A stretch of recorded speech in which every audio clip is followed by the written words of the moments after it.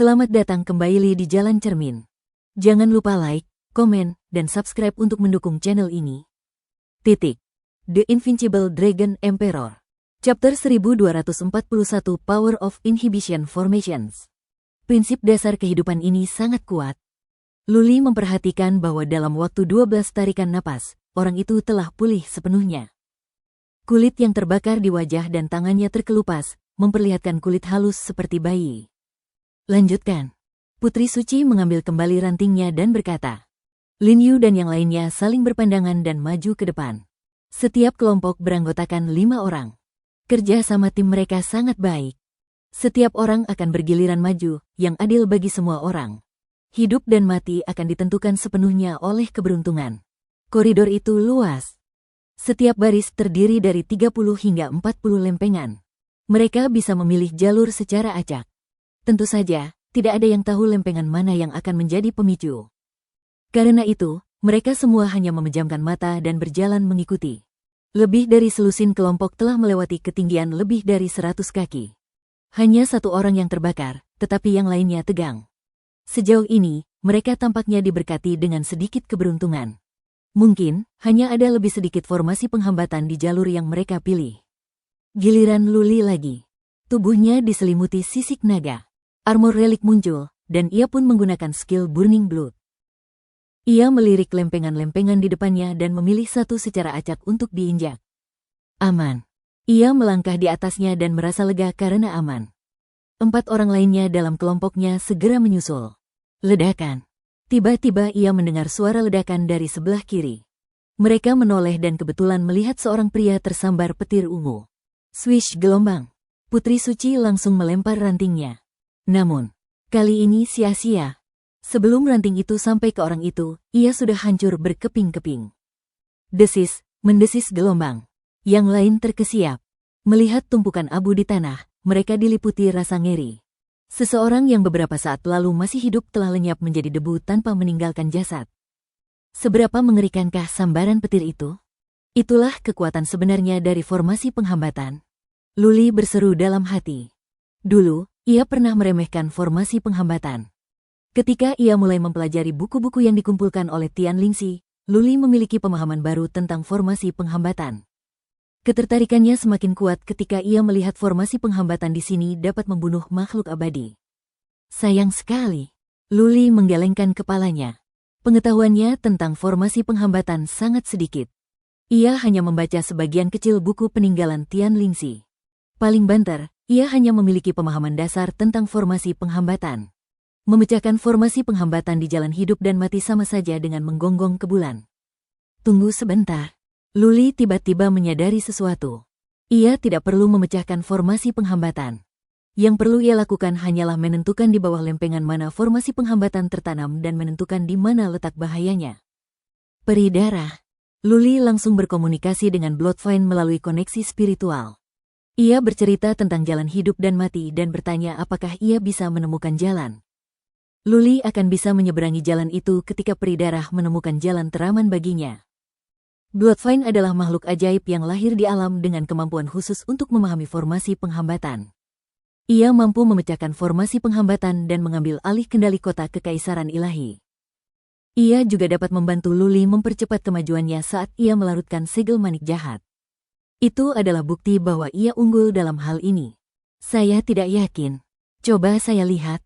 Peri darah tidak memberikan jawaban pasti kepada Luli. Luli mengangguk. Cukup kirimkan satu tentakel ke tubuhku, lalu menyelinap ke tanah dari kakiku. Jangan biarkan orang lain memperhatikanmu. Jika ternyata Bloodvine mampu menghadapi formasi penghambatan dan hal itu disadari oleh para murid dari 3 sekte besar, mereka pasti akan iri. Jika itu terjadi, Luli akan menjadi korban pembunuhan, bahkan jika ia bisa bertahan hidup di jalan ini. Berdengung gelombang. Manik jahat bersinar redup di tangan Luli. Untungnya, manik jahat tidak memancarkan energi yang kuat, jadi tidak ada yang memperhatikan. Manik jahat tidak terlalu mencolok karena banyak orang di sini memiliki relik dan artefak lainnya. Bloodvine menjulurkan tentakel dari Wigbeat ke tubuh Luli menuju lempengan batu di kakinya. Karena perhatian semua orang tertuju pada orang yang diledakkan hingga tewas, tak seorang pun menyadari tipu muslihat kecil Luli.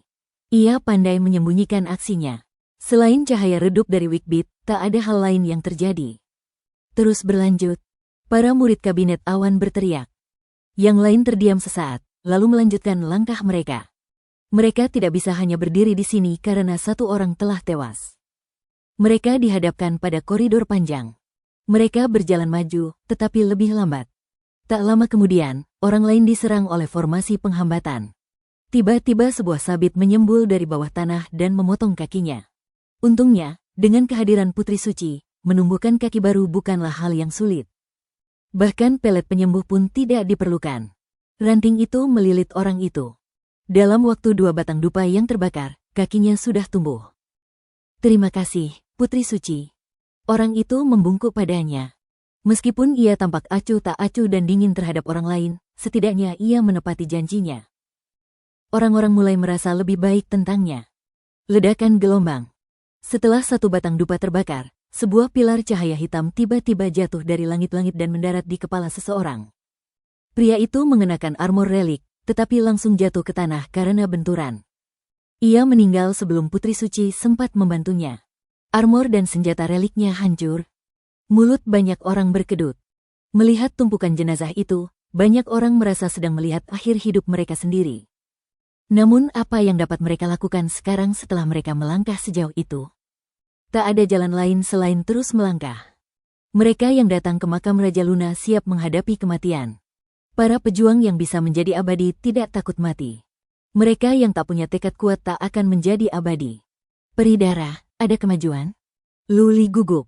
Tubuhnya kuat, dan ia mengenakan baju zirah relik. Namun, ia juga tak mungkin selamat dari pilar cahaya hitam itu. Guru, bersabarlah. Peri darah menjawab. Formasi penghambatan di sini rumit. Setiap lempengan punya satu. Aku belum menemukan kekuatan dan pemicunya. Aku perlu mengamati lebih lama. Tolong beri aku waktu. Baiklah. Luli sedikit lega. Peri darah tidak mengatakan dia bisa mengatasi masalah itu dengan pasti, tetapi setidaknya masih ada harapan bahwa dia bisa mencapai ujung jalan yang lain selama dia bisa bertahan sedikit lebih lama. Sekarang giliranmu. Saat Luli sedang berpikir, seseorang mendorongnya. Luli menyuruh peri darah untuk kembali ke tubuhnya. Dia mengamati lempengan-lempengan itu dan secara acak memilih satu. Aman. Ia senang karena beruntung. Ia segera meletakkan kakinya yang lain di atas lempengan itu. Namun, saat seluruh berat badannya bertumpu pada lempengan itu, seberkas cahaya muncul. Setelah itu, lebih dari selusin tombak menusuknya. Hah, banyak orang memperhatikan. Putri Suci segera melepaskan rantingnya untuk mencoba menyelamatkan Luli. Saat itu, Luli merasa dirinya berada dalam bahaya besar. Ia mengayunkan pedangnya ke atas kepala tanpa ragu. Swish gelombang. Saat jurus sang pembunuh dilepaskan, seberkas cahaya merah darah melesat keluar. Kekuatan alam dari sekelilingnya berkumpul. Beberapa tombak di atas kepalanya hancur berkeping-keping. Meski begitu, 7 hingga 8 tombak masih menancap di bawah. Ledakan. Sebuah tombak menusuk bahu kirinya. Zirah reliknya langsung tertusuk. Kemudian tombak itu menembus bahu kirinya. Tombak itu menembus tubuhnya dan keluar dari kakinya hingga ke tanah. Aku harus tetap diam. Luli sudah bulat tekadnya. Ia merasakan sakit yang luar biasa dan hampir jatuh ke tanah. Namun, ada tombak-tombak lain di sekitarnya. Jika ia berani bergerak sedikit saja, kepalanya pasti akan hancur. Chapter 1242 Survival Phase. Wus, wus gelombang. Semua tombak telah lenyap ke dalam tanah. Berkat Putri Suci dan ranting itu, ia dapat disembuhkan. Gelombang energi hijau memasuki tubuhnya untuk membantunya pulih. Mendesis. Luli memejamkan mata. Ia gemetar karena rasa sakit yang menusuk. Itu adalah momen yang fatal baginya. Jika ia tidak bereaksi cepat, atau jika jurus sang pembunuh tidak cukup kuat untuk menghancurkan beberapa tombak, ia pasti sudah kehilangan nyawanya. Gerakannya istimewa. Seorang murid dari paviliun gerimis bergumam. Banyak orang memandang Luli dengan rasa ingin tahu karena mereka semua tahu bahwa ketika Luli menggunakan jurus ini, kekuatan di sekitar mereka terpacu. Menarik. Luo Xier melirik Luli sambil membelai rambut keritingnya. Ling Feidu dan Putri Suci melirik Luli, tetapi tidak terlalu memperhatikan. Dalam keilahian, jumlah prinsip dasar dan jurus yang beragam sangat banyak. Tak seorang pun di sini mengenali ini sebagai jurus pembunuh yang terkenal. Sang pembunuh telah tiada selama bertahun-tahun. Generasi muda mungkin hanya mendengar namanya, tetapi hampir tidak tahu apa-apa tentang kekuatan dan jurusnya, apalagi mengenalinya. Kemampuan Luli untuk bertahan hidup dalam situasi berbahaya seperti itu membuat yang lain terkesima. Mereka juga terinspirasi karena menyadari bahwa bahkan dalam situasi fatal seperti itu, jika seseorang bereaksi cukup cepat, mereka masih memiliki peluang untuk bertahan hidup. Ayo maju. Laki mulai berlari mengejar Luli. 1 jam kemudian, mereka telah menyeberang sekitar 2 mil, tetapi 17 orang telah meninggal dunia dan lebih dari selusin orang terluka. Yang terluka akan baik-baik saja karena mereka bisa disembuhkan dengan bantuan Putri Suci. Ada 1 orang yang berada di gerbang kematian, tetapi saat 2 batang dupa dibakar, ia dihidupkan kembali. Kekuatan prinsip dasar kehidupan membuat semua orang terkesan. Selama waktu ini, Luli telah melewati lebih dari selusin giliran. Ia beruntung dan berada dalam bahaya. Namun, 1 orang di kelompoknya terkena ledakan hingga tewas, sehingga kelompoknya tersisa 4 orang. Dengan demikian, kemungkinan masing-masing dari mereka terkena ledakan akan lebih besar. Peri Darah, apa kabar? Melihat gilirannya akan tiba lagi, Luli mulai kehilangan kesabaran. Peri Darah telah mengamati cukup lama tanpa memberikan jawaban. Apakah formasi penghambatan di sini tidak dapat dipecahkan? Ledakan. Di sebelah kiri, seorang lainnya tersambar petir hitam hingga tewas. Menyadari apa yang memicu sambaran itu, Putri Suci bahkan tak repot-repot menggunakan rantingnya. Siapapun yang tersambar petir hitam dan petir ungu itu pasti akan kehilangan nyawa mereka, tanpa terkecuali. Suara Peri Darah bergema di benaknya. Tuan, aku punya solusi, tapi aku tidak bisa menjamin keamananmu sepenuhnya. Sejauh ini, hanya ada sedikit formasi penghambatan yang telah dipicu. Ada ratusan di bawah tanah, dan semuanya terlalu rumit. Baiklah, asal kau mau mencoba, jawab Luli. Sekarang giliranku. Lempengan mana yang harus kupilih? Peri Darah terdiam sejenak sebelum berkata, yang di sebelah kiri. Aku yakin hanya api yang akan keluar dari sana, dan api itu tidak akan membakarmu sampai mati mengingat kemampuanmu. Api? Kamu yakin? Luli bertanya. Mendengar jawaban konfirmasi, ia melangkah ke lempengan itu. Sebuah bola api biru menyembur dari bawah. Ia berusaha sekuat tenaga untuk melawan rasa sakit. Dari belakangnya, Putri Suci melemparkan ranting itu. Api segera menghilang. Asap mengepul dari tubuh Luli. Kulitnya terbakar, dan ia kehilangan separuh rambut putihnya. Untungnya, ia memiliki zirah naga untuk melindunginya. Jika tidak, jubahnya akan terbakar, dan ia akan telanjang bulat dan memalukan. Itu nyaman gelombang. Saat ranting itu melilitnya dan energi istimewa mengalir deras ke dalam tubuhnya, rasa sakit yang membakar di kulitnya pun memudar. Ia merasa telah diangkat dari neraka ke surga. Ia tak kuasa menahan diri untuk berseru atas kekuatan ajaib prinsip dasar kehidupan. Terima kasih, Putri Suci. Ketika ia hampir pulih, Luli menggenggam tangannya dan mengungkapkan rasa terima kasihnya kepada Putri Suci. Ialah yang menawarkan bantuan untuk merawat yang terluka. Pada akhirnya, mereka semua harus berterima kasih. Putri Suci tetap memasang wajah datar dan tak berkata apa-apa. Ia bahkan tak mengangguk. Baik dari luar maupun dalam, ia tampak dingin dan acuh tak acuh. Ledakan. Seseorang di sebelah kiri Luli melangkah maju, tetapi tiba-tiba terbunuh, yang menarik perhatian orang lain. Sesaat kemudian, seseorang lain melangkah ke lempengan di sampingnya, tetapi kehilangan nyawanya karena sambaran petir ungu. 1 jiwa lagi dikorbankan. 2 orang lainnya dalam kelompok ini terlalu takut untuk melanjutkan perjalanan. Mata mereka dipenuhi ketakutan. Kelompok-kelompok lain juga berhenti. 2 orang tewas berturut-turut. Tidak cukup orang yang tersisa untuk menyelesaikan jalur tersebut. Bagilah menjadi 3 kelompok dan terus bergerak. Ling Feidu berkata tiba-tiba. Luo Xier dan Putri Suci mengangguk setuju. Terlalu banyak orang yang mati. Jika mereka terus berkelompok kecil, kelompok yang jumlah anggotanya sedikit seperti Luli dan Lin Yu bisa musnah total. Jika semua makhluk abadi itu mati, tak seorang pun dapat menjelajahi jalan itu, dan para pengikut 3 sekte utama harus mengambil alih tugas itu sendiri. Oleh karena itu, meski ketiga kelompok itu mungkin tidak akan pernah menemukan jalan keluar, dan kemungkinan besar semua upaya akan sia-sia, tidak ada pilihan lain. Pada awalnya, termasuk Luli, terdapat lebih dari 60 orang di antara kerumunan. Saat ini, hanya tersisa kurang dari 40 orang. Ketiga kelompok akan berjalan bergantian dan mencoba bertemu di persimpangan jalan. Setiap orang harus membuat pilihan setelah belasan orang lainnya maju. Dengan cara ini, peluang bertahan hidup setiap individu tampaknya lebih tinggi. Kelompok-kelompok itu terus maju. Namun, 2 jiwa malang kehilangan nyawa mereka ketika mereka berpapasan. Salah satu dari mereka terbelah 2 dan yang lainnya tertembak hingga tewas oleh kolom cahaya hitam. Luli berada di dalam kelompok yang terdiri dari 13 orang. Satu lempengan tidak dapat menampung mereka semua. Mereka harus berdiri di lempengan yang berbeda dan bergerak satu persatu. Luli berdiri diam di sana sementara peri darah terus belajar. Ketiga kelompok maju perlahan, masing-masing mencoba satu lempengan di setiap giliran.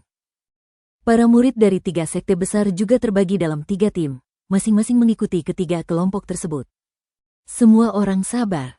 Lagi pula, keputusan yang dibuat terburu-buru dapat meningkatkan risiko kematian. Setiap kelompok terdiri dari lebih dari selusin prajurit, dan mereka bergantian. Formasi penghambatan dipicu lebih jarang. Namun, seiring mereka bergerak ke kedalaman koridor, kemungkinan lebih banyak formasi penghambatan yang dipicu. Lempengan di sebelah kananmu. Sekali lagi, giliran Luli. Peri darah berkata dengan yakin. Luli melangkah ke lempengan batu yang tepat dengan penuh tekad. Tak lama kemudian, ia diliputi kegembiraan. Ia aman. Peri darah tampaknya telah menguasai sebagian formasi penghambatan di koridor. Setidaknya, ia bisa mengetahui lempengan mana yang tidak akan memicu formasi penghambatan yang lebih kuat. Boom, boom, boom gelombang. Mereka terus bergerak maju, semakin banyak yang terbunuh atau terluka. Populasi ketiga kelompok itu semakin berkurang. Dalam 1 jam, mereka telah menyeberangi 4 mil lagi, tetapi mereka telah kehilangan separuh penduduknya. Berkumpul di sekitar kelompok di tengah. Kita akan tetap bersama. Ling Feidu memberi perintah tegas.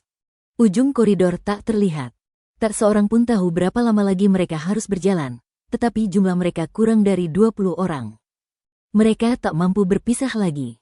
Cahaya di mata 20 orang yang tersisa telah meredup, digantikan oleh rasa frustrasi dan putus asa. Tak ada akhir yang terlihat, tak ada pula harapan. Mereka semua mungkin telah tiada sebelum mencapai akhir. Luli tampak kesal seperti yang lain, tetapi di dalam hatinya, dia tidak terlalu gugup.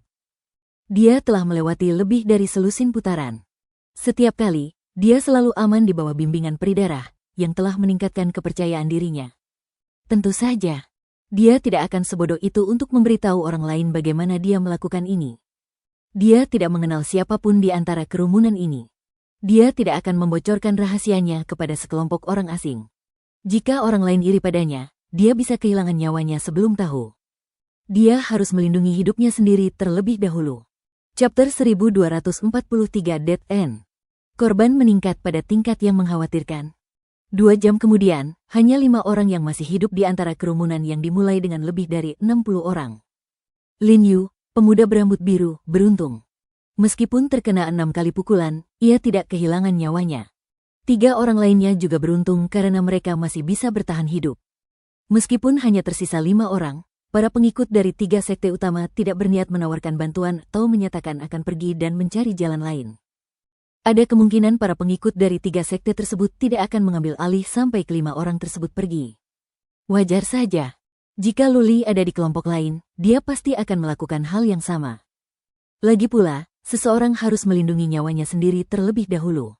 Tidak ada yang ingin terburu-buru menuju kematiannya sendiri. Meskipun Luli memasang wajah masam, ia tidak segugup itu. Peri darah terbukti telah menemukan solusi untuk formasi penghambatan di level ini. Setidaknya, Luli tidak akan salah langkah. Skenario terburuk baginya adalah menderita luka-luka di tubuhnya. Dengan begitu banyak orang yang telah tiada dan semakin banyak yang akan hilang, lambat laun, Luli akan menjadi satu-satunya yang tersisa. Saat itu, semua perhatian akan tertuju padanya. Bloodvine bisa menyelinap ke tanah dari kakinya. Meski begitu, tidak ada jaminan tidak ada yang akan menyadarinya. Bahkan, Luli sudah menduga kalau Lo Wuxier dan Putri Suci sudah menyadari sesuatu karena keduanya sesekali melirik kaki kiri Luli, dan kebetulan saja Bloodvine ada di sana. Berhenti sekarang. Saat Luli ragu-ragu, tiba-tiba ia mendengar suara Putri Suci. Ia menghentikan Lin Yu yang hendak melangkah maju dan berkata, "Lin Yu, dan kau, jangan lakukan misi bunuh diri ini." Lin Yu terkejut, bertanya-tanya mengapa Putri Suci berkata begitu. Apakah mereka sudah mengembangkan hati nurani? Apakah mereka akan menjelajahi jalan agar orang lain bisa memiliki kesempatan untuk hidup? Saat Putri Suci menatapnya, Luli memaksakan senyum. Seperti dugaannya, Putri Suci menunjuk Luli dan berkata, biarkan dia yang memimpin jalan. Kita ikuti saja dia. Swish, swish, swish gelombang. Yang lain menoleh ke arah Luli. Ling Feidu menatap Luli dengan ragu dan bertanya, Putri Suci, apakah bocah berandal ini punya keahlian? Bisakah dia lari dari kejahatan dan berusaha berjalan di jalan keberuntungan? Tanpa memberikan jawaban yang pasti, Putri Suci memberikan persetujuannya dalam diam. Luo Xier menyeringai dan menatap Luli tanpa berkata apa-apa. Ling Feidu menatap Luli sejenak. Kilatan kekerasan muncul di matanya saat ia berkata kepada Luli, mengapa kau tidak memberitahu kami bahwa kau telah menemukan caranya? Mengapa kau mengirim begitu banyak orang menuju kematian? Kau benar-benar orang jahat. Tidak ada alasan untuk motifmu. Petik 2. Luli menekan bibirnya tanpa berkata-kata. Semakin banyak orang yang menatapnya dengan dingin. Bahkan Lin Yu dan 3 orang lainnya menjadi tidak ramah. Luli tak kuasa menahan diri untuk membantah. Tuan Muda Ling, ini tidak benar. Aku tidak punya solusi. Jika aku punya, kenapa aku hampir terbunuh barusan? Lagi pula, katakanlah aku punya, dan aku bisa memicu lebih sedikit formasi penghambatan. Apa aku harus menjadi satu-satunya yang menjelajahi jalannya? Itu tidak adil. Hidupku tidak berharga, tapi tetap saja hidup. Ling Feidu hanya mendengus. Namun, tatapan dingin di matanya cukup jelas. Kilatan niat membunuh muncul. Ia berniat jahat pada Luli. Baiklah, baiklah. Luo Xier mencoba meredakan suasana. Hei sobat, perjalanan kita masih panjang. Kalau kamu seyakin itu, silakan jelajahi jalannya. Aku berutang budi padamu. Oke. Putri Suci menambahkan, silakan. Menurut catatan sejarah penjelajahan sebelumnya, akan ada harta karun setelah level ini selesai. Semua harta karun akan menjadi milikmu, dan kami tidak akan memperebutkannya. Lin Yu dan keempat temannya berpikir sejenak. Kemarahan mereka mereda karena mereka ingat Luli hampir kehilangan nyawanya beberapa kali. Sambil menggenggam tangannya, Lin Yu berkata, jika kau bisa, tolong bantu kami menemukan jalannya. Aku berutang nyawaku padamu. Luli terdiam. Lalu ia menarik napas dalam-dalam. Segalanya telah terungkap, dan mereka menekannya. Tak ada kata-kata Luli yang bisa menyelamatkan situasi. Lagi pula, ketika Lin Yu dan keempat orang lainnya mati, ia masih harus menyelidikinya sendiri. Bloodfine menjulurkan tangannya. Kali ini, banyak orang mengamati dengan kekuatan psikis. Tak lama kemudian, mereka menyadari apa yang sedang terjadi. Luli mengambil sebuah lempengan dan menginjaknya. Seketika, ia pindah ke lempengan lain. Berdengung gelombang. Mata yang lain berbinar penuh harapan. Lin Yu dan 3 orang lainnya merasa lega. Dengan Luli memimpin jalan, selama dia tetap hidup, mereka semua bisa tetap hidup. Para murid dari 3 sekte besar juga senang karena mereka harus melakukannya sendiri ketika Luli dan 4 murid lainnya meninggal. Mereka tidak bisa membiarkan Ling Feidu, Luo Xier, dan Putri Suci menjelajahi jalan tersebut. Jika mereka melakukannya, lebih banyak murid akan dihukum mati. Bayangan merah apa itu? Istimewa sekali. Apakah itu jiwa yang tersihir? Bagaimana dia melakukannya? Bagaimana dia bisa menentukan lempengan mana yang tidak akan memicu formasi penghambatan? Luli bisa mendengar orang-orang berdiskusi di belakangnya dan merasakan tatapan mereka. Ia bisa merasakan ada rasa iri yang tumbuh di mata beberapa orang. Mereka merindukan Bloodfine. Bahkan ada yang memeriksa Wickbeat dengan kekuatan psikis yang sangat mengganggu Luli. Untungnya, sekilas, manik jahat itu tampak biasa saja. Mereka juga tidak bisa memastikan bahwa itu adalah relik tertinggi hanya dengan memeriksanya menggunakan kekuatan psikis. Kalau tidak, akan lebih banyak orang yang iri pada Luli. Sial, jangan dorong aku terlalu jauh. Kalau kau dorong, aku tidak peduli kau tuan muda dari kabinet awan. Aku akan membunuhmu. Luli berbalik secara kebetulan dan kebetulan melihat niat membunuh yang kuat terpendam di kedalaman mata Ling Feidu. Hati Luli menjadi dingin. 72 sekte besar itu kuat, dan prefektur biasa tidak bisa main-main dengan mereka. Lalu kenapa? Apakah Luli seharusnya diam saja jika Ling Feidu mencoba membunuhnya dan merampas harta bendanya? Ling Feidu menduduki peringkat 300.000 teratas dalam Divinity. Namun Luli tidak takut. Ia yakin jika ia menggunakan semua kristal darah untuk melawan Panglima Perang King Wujin, kerangka itu mungkin bisa menghabisi Ling Feidu. Tentu saja, itu akan menjadi skenario terburuk. Satu-satunya yang menunggu Luli adalah kematian jika dia membunuh Ling Feidu. Lagi pula, Kabinet Awan memiliki puluhan tim di sini, sementara Luli hanya memiliki 5 kristal darah. Jika kehabisan, kerangka Panglima Perang itu tidak akan berfungsi, dan Luli harus menunggu ajalnya. Ledakan gelombang. Luli bergegas pergi. Sepanjang perjalanan, sesekali ia akan diserang oleh formasi penghambatan, tetapi hanya serangan kecil, dan ia hanya menderita beberapa luka di tubuhnya. Putri Suci akan datang menyelamatkannya. Dengan kehadirannya, ia dijamin tidak akan mati. Yang lain hanya mengikuti Luli. Karena itu, setiap kali Luli tertabrak, yang lain juga akan tertabrak. Putri Suci akan menyelamatkan mereka semua setiap saat. 1 jam kemudian, Luli masih bernapas, begitu pula yang lainnya. Akhirnya, sebuah gerbang muncul di depan mereka. Mereka hampir mencapai ujung. Tunggu sebentar. Beberapa ratus kaki kemudian, ketika Luli hendak melangkah ke portal itu, peri darah tiba-tiba berkata, "Tuan, ada yang tidak beres. Aku bisa merasakan ada formasi penghambatan yang mengerikan tertanam di keenam lempengan di sekitar portal. Anda akan diledakkan sampai mati jika menerobos masuk." Bagaimana ini mungkin? Luli bingung. Ada tepat 6 lempengan di luar portal. Jika setiap lempengan ditanami formasi penghambatan yang mematikan, maka tidak akan ada yang bisa melewatinya, bukan? Lalu sepanjang sejarah, bagaimana yang lainnya berhasil melewati jalan hidup dan mati? Chapter 1244 Tufar, kenapa kamu berhenti? Lin Yu dan yang lainnya bertanya pada Luli yang masih berdiri diam. Mereka hendak masuk ke portal. Apakah Luli khawatir yang lain akan mengikutinya masuk dan mencoba mengambil harta karun itu? Luli tidak berkata apa-apa. Ling Feidu mulai kehilangan kesabaran.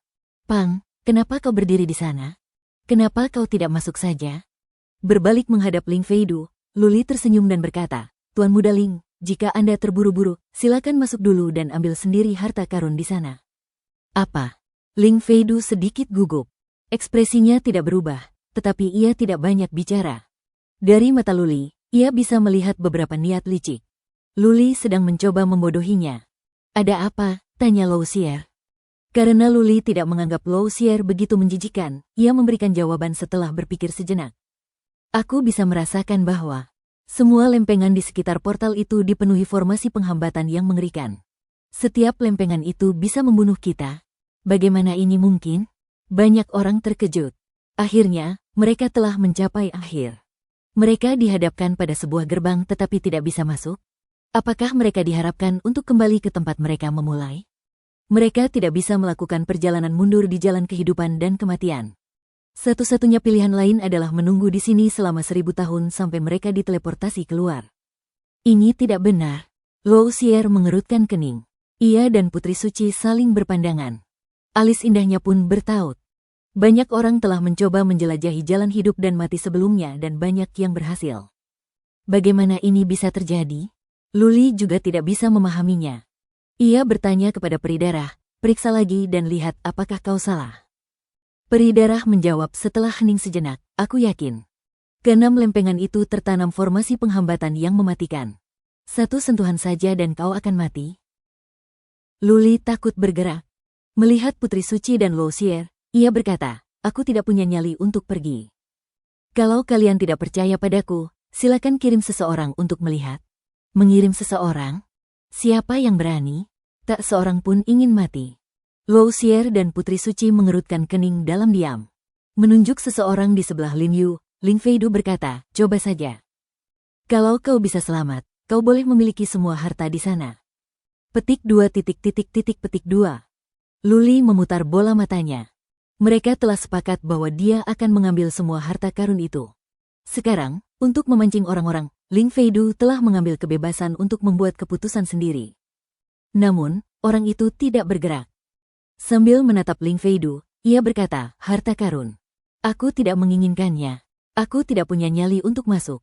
Bagaimana kalau kalian dari Kabinet Awan pergi dan melihatnya?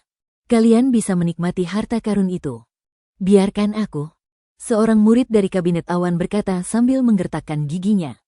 Ling Feidu berusaha menghentikannya, tetapi ia tak bisa melakukannya di depan begitu banyak orang. Ia mengangguk, tak punya pilihan lain, dan berkata, "Ling Fei ya, hati-hati." Murid dari Kabinet Awan mengangguk. Ia mengikuti jalur aman dan melangkah ke sisi Luli. Sebuah zirah relik putih muncul di sekujur tubuhnya. Setelah meliriknya, ia tiba-tiba melompat maju. Ia mencoba melompat ke portal itu. Berdengung gelombang. Saat ia hendak melompati lempengan tepat di depannya, seberkas cahaya hitam melesat dari langit-langit. Setelah itu, sebuah pilar cahaya hitam jatuh menimpanya. Ling Feiya hancur berkeping-keping di udara, termasuk senjata dan armor reliknya. Feiya. Banyak orang dari kabinet awan berteriak sedih. Mereka yang dari Istana Gunung Salju dan Paviliun Gerimis berkabut tak berkata apa-apa dalam kesedihan. Luli tidak berbohong. Tak ada jalan di depan mereka. Mulut Ling Feidu berkedut. Ia mengeluarkan tombaknya. Menunjuk Lin Yu, Luli, dan yang lainnya, ia berteriak, pasti ada jalan. Kita sudah mencoba salah satu dari 6 lempengan itu. Kalian berlima. Masing-masing harus mencoba menginjak satu lempengan. Pasti ada jalan yang aman. Lin Yu dan Luli saling berpandangan. Keduanya dipenuhi niat membunuh. Jika bukan karena Ling Feidu berasal dari kabinet awan yang jumlahnya sangat banyak, mereka pasti sudah membunuh Ling Feidu saat itu juga. Ling Feidu telah melewati batas. Lin Yu dan Luli tidak bergerak. Tombak di tangan Ling Feidu menyala. Ia berteriak dingin lagi, kau mau melakukannya atau tidak? Aku akan menghancurkanmu berkeping-keping. Seorang prajurit di dekat Lin Yu marah. Ia berbalik dan berkata kepada Ling Feidu dengan geram, Tuan Muda Ling, kalau Anda terburu-buru, kenapa tidak pergi dan mencobanya? Anda adalah yang terkuat di generasi muda kabinet awan, seorang prajurit dalam daftar. Apa Anda tidak punya nyali? Mencari kematian? Ling Feidu sangat marah. Energi ganasnya yang seperti binatang buas menyelimuti Luli dan yang lainnya seperti badai yang mengancam. Tombaknya bersinar terang saat ia menebas prajurit di dekat Lin Yu. Swish gelombang. Seberkas cahaya pedang putih muncul dan menghilang. Prajurit di sebelah Lin Yu terhempas dan mendarat di lempengan batu di sebelah kiri sebelum sempat bereaksi. Ledakan gelombang. Ia menghantam dinding lalu mendarat di lempengan itu. Kilatan petir ungu kemudian mendarat di atasnya. Ia pun hancur menjadi abu, dan armor reliknya hancur berkeping-keping. Lin Yu dan yang lainnya mengepalkan tangan mereka dalam diam, menahan amarah. Orang-orang dari Paviliun Gerimis dan Istana Gunung Salju juga menatap Ling Feidu dengan pandangan tidak ramah. Banyak murid perempuan dari Istana Gunung Salju mengagumi Ling Feidu. Bahkan mereka kini mulai ragu padanya. Putri Suci menatapnya dengan tatapan penuh penghinaan dan kebencian. Ling Feidu tidak keberatan. Menunjuk Luli lagi, dia berteriak, kamu mau pergi atau tidak? Tuan Muda Ling. Sambil mendesah, Luli berkata, kau memaksa kami, tidak akan ada gunanya. Ketika kami semua mati, kau tetap tidak punya jalan masuk. Beri aku waktu, dan biarkan aku melihat apakah aku bisa menemukan solusinya. Luli yakin mereka semua akan berakhir menjadi abu jika menerobos masuk. Dia harus menenangkan Ling Feidu terlebih dahulu sebelum bisa memikirkan cara. Feidu, tetap tenang. Melihat Ling Feidu hendak mengatakan sesuatu, Lou Xier bergegas meredakan ketegangan. Sambil menatap Luli, Lou Xier berkata, sobat, kita tidak terburu-buru. Santai saja. Putri Suci juga berkata, Tuan Muda Ling, jangan dorong dia. Dia tidak berbohong. Semua orang fokus pada Luli, yang duduk dengan mata terpejam. Peri darah adalah satu-satunya harapannya sekarang. Dia berkomunikasi dengannya. Peri darah, cobalah hadapi formasi penghambatan. Ingat, saat aku mati, kau juga akan mati. Akan kucoba. Peri darah tidak memberikan jawaban yang pasti. Luli hanya bisa menunggu dalam diam. Setelah beberapa saat, Luli memikirkan sebuah alasan.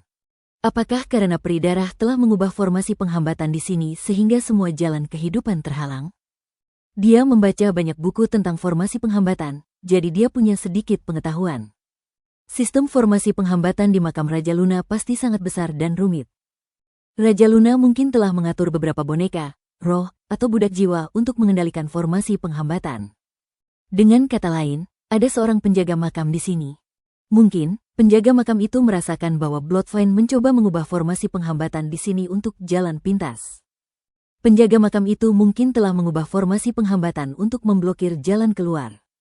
Kalau begitu, situasinya pasti akan merepotkan.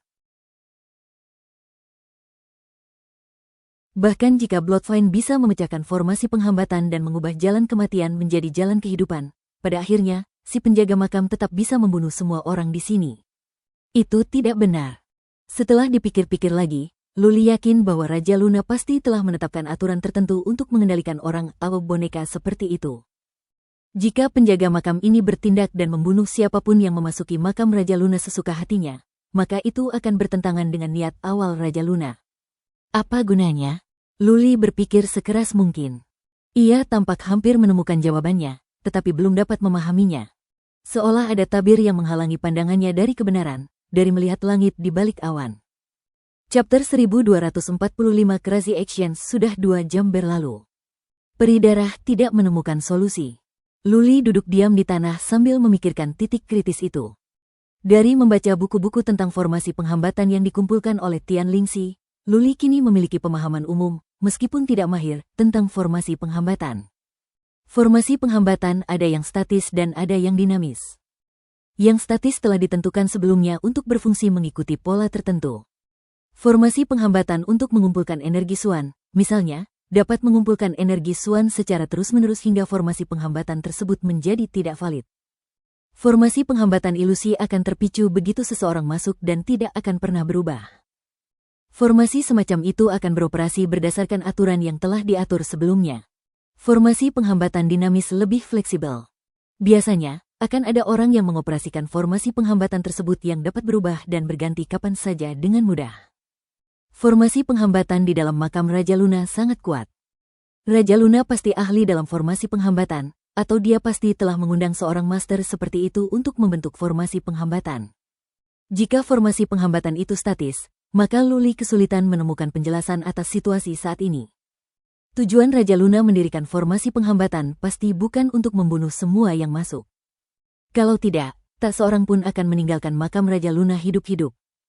Tentu saja, ada kemungkinan karena kecurangan peri darah, formasi penghambatan otomatis berubah menjadi statis dan jalurnya terblokir. Namun, hal seperti itu tidak mungkin terjadi. Lagi pula, mampu memecahkan formasi penghambatan juga bisa diartikan sebagai suatu kemampuan yang tidak melanggar aturan Raja Luna. Karena itu, Luli curiga ada seseorang yang mengendalikan formasi penghambatan di makam Raja Luna. Raja Luna begitu kuat sehingga kemungkinan besar ia telah meninggalkan boneka atau roh, atau budak jiwa untuk menjaga makamnya agar jasadnya tidak diganggu. Ada penjaga gunung di luar untuk melindungi pintu masuk, bukan? Luli yakin bahwa penjaga makam yang mengendalikan formasi penghambatan di makam Raja Luna menyadari bahwa peri darah sedang curang. Penjaga makam tersebut kemudian sengaja mengubah formasi penghambatan untuk menjebak mereka di sana agar mereka tidak bisa melanjutkan perjalanan. Karena itu, Luli hanya dihadapkan pada 2 pilihan, memecahkan formasi penghambatan sepenuhnya atau menunggu di sana selama 1000 tahun. Menonaktifkan formasi penghambatan sendirian tidaklah mungkin. Ia hanya memiliki sedikit pengetahuan tentang formasi penghambatan. Hampir mustahil baginya untuk memecahkan formasi penghambatan.